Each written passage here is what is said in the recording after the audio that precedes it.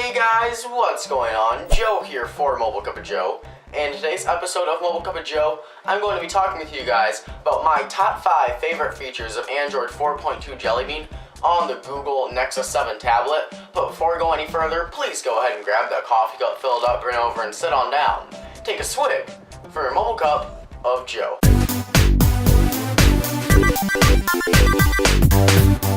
Alright guys, so we're not going to waste any more time and jump into the number 5 on my top 5 favorite features in Android 4.2 Jelly Bean, and that is app security. So this is a pretty big feature. It's a really behind the scenes feature, but it's still a great improvement to Android security.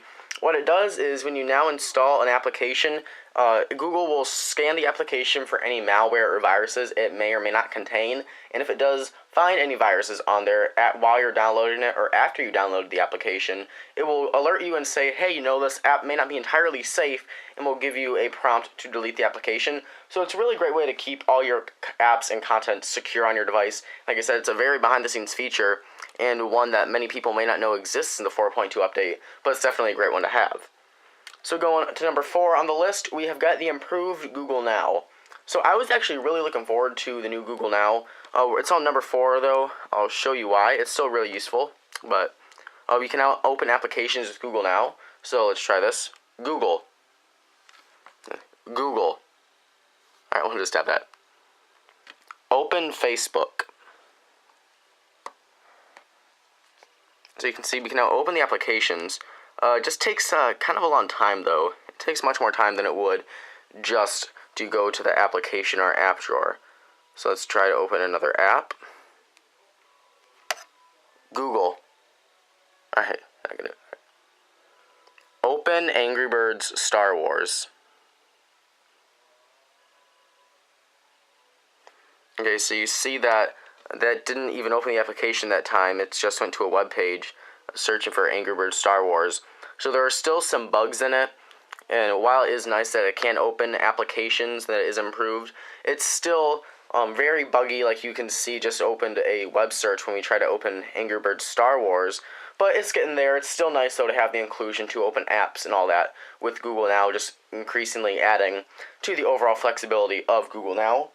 But going on to number 3, we have gesture typing. So this is actually a pretty big feature with Android 4.2, and I know it's one a lot of people have been looking forward to. So let's go to a Google search, and I'll demonstrate it for you. So, turn it to a landscape mode, and let's just type out, I don't know.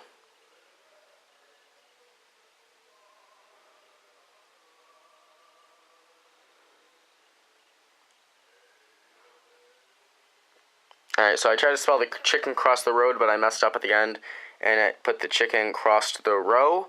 That was my fault, though. It is very accurate. I like how you can continue to swipe, and after you swipe one word, like, let's say hello, and then man, you don't need to hit the space button. It automatically spaces it for you, which is really helpful. I really enjoyed using the swipe feature on the Android keyboard or the gesture typing, but I have never been the biggest fan of gesture typing. While I think it's fast for certain situations, if you have to hold your phone or device in one hand, it's much faster than individually typing out the individual characteristics. But if you have both hands on the device and you can quickly send out a message, I just find that to be faster for me. But like I said, certain situations, the gesture typing, it does come in handy, and it's a very nice feature to have with the very, very awesome Android keyboard. But going on to number 2 on my list, we have got lock screen widgets. So this actually surprised me. I did not see this coming at all. But now with Android 4.2, when we turn on our lock screen, we can see that first of all, the clock widget's different. But if we slide that to the right, we have got a Gmail widget. Now, you can add these widgets myself. It comes just with the clock widget, and you can add more widgets here. Currently, though, we've only got Google first-party widgets such as the calendar, digital clock, Gmail, and sound search from the Google Play Store. If you want to add an app, though, like you saw, just go to, or add a lock screen widget, just go to the lock screen and slide it over until you see the plus sign, and then just tap on it, and it'll automatically add it. And if you want to get rid of a lock screen widget, just hold it down and slide it up there, and it is gone. So it's a very nice feature to have if you want quick access to, your email, or if there's a song on, you want to get it as fast as you can. It's really nice to have. It looks gorgeous. It's very smooth. And like I said, it caught me off guard. I was not expecting to see lock screen widgets, but I really like it. You look at certain apps, not to bash on iOS too much, but you look at an operating system such as iOS with no widgets at all, and then we've got Android that's got widgets, on the home screen that are interactive, and then we look at now with 4.2, we've got widgets on the lock screen that are interactive as well. So it just shows the flexibility of the Android operating system and why it is a true competitor with mobile operating systems. But going on to number 1 on my list, we have got quick settings. So this is actually a huge feature. I knew this feature was coming to 4.2, but I did not realize how useful it would be. So now with our notifications, we slide down on the left side of the screen, and quick settings are on the right side of the screen. And with quick settings, we have access to the user, brightness, home, Wi-Fi settings, auto rotate, battery life, airplane mode, Bluetooth, and if you want to jump to your full-fledged settings, you can just tap that there to go to your full settings. Now, this is extremely useful for a couple of things. So say that, it's probably the biggest one, you want to change your brightness settings. Before, without quick settings, we'd have to go to settings, go to display, brightness, and then we could adjust it from there. So it's not that it was a tedious step to go through to get your brightness adjusted. It just was a few clicks and could get kind of annoying if you had to change it in a hurry. But now with quick settings, we just slide it down from the right, tap on brightness, and we can adjust it right there, which is just extremely useful. And that is why it is on our number 1 for my top 5 favorite features in Android 4.2 Jelly Bean. Just extremely useful if you need access to your Wi-Fi, battery. Just tap it right there. It shows your percentage, and you can access quick settings anywhere. So say you're in the settings, or say you're your app drawer, you can still access quick settings. Say that you're in an app like I don't know. Let's just hop into the Amazon App Store. We can still get quick settings there. It's just like notifications. You can access them wherever you are. You've always got your quick settings there, and it's an extremely useful feature to have. So while those are my top 5 favorite features in 4.2 Jelly Bean, those aren't all the features. One of the other features that was really, really huge was Photosphere.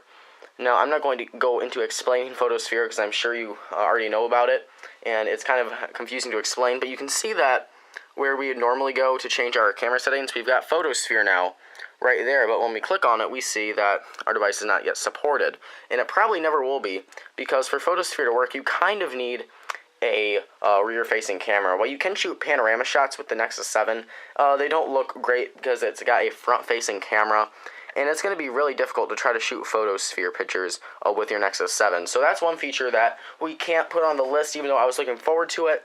We can't test it out, so it wouldn't be fair for us to judge it based on opinions of things we haven't actually got to try out yet for ourselves. Another feature that we haven't been able to test out yet is Miracast, which is essentially like Apple's AirPlay. It allows you to stream anything from your Android device to your HD TV. Unfortunately yet though, TVs will not be equipped with this technology right off the bat until sometime in 2013. That's when they're going to start shipping with that technology. But until then, we are supposed to be able to buy an adapter to hook up to our televisions.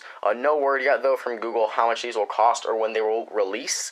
So until then, we'll try to get a video up about that if we can get our hands on an adapter once they do come out, because that was actually one of the biggest features I was looking forward to. Is that's going to be really nice. Be able to just bump anything from your screen to your television. So that's going to be a really useful feature to have. But there you guys have it, my top 5 favorite features in Android 4.2 Jelly Bean. Have you guys got the update to 4.2 Jelly Bean yet? If you have, what are your favorite features in it? Comment below and let us know in the bottom down there below the description.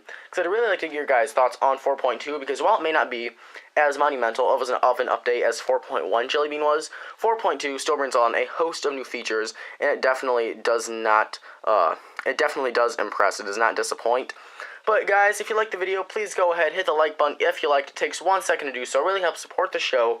And if you want to show your support towards the show even more, go ahead, hit the subscribe button right there for more Mobile Cup of Joe videos. And if you want to stay in touch some more, we are on YouTube, Facebook, Twitter. And don't forget to check out our website at mobilecupofjoe.com for the latest mobile tech news. By the time this video is up, our Holiday Buyer's Guide 2012 should be up on our website. So be sure to check that out after you watch this video to get the latest on what to get your tech-savvy friends and family this holiday season. But guys, thank you so much for watching. Have a wonderful day, and I will catch you guys in the next video. Bye-bye.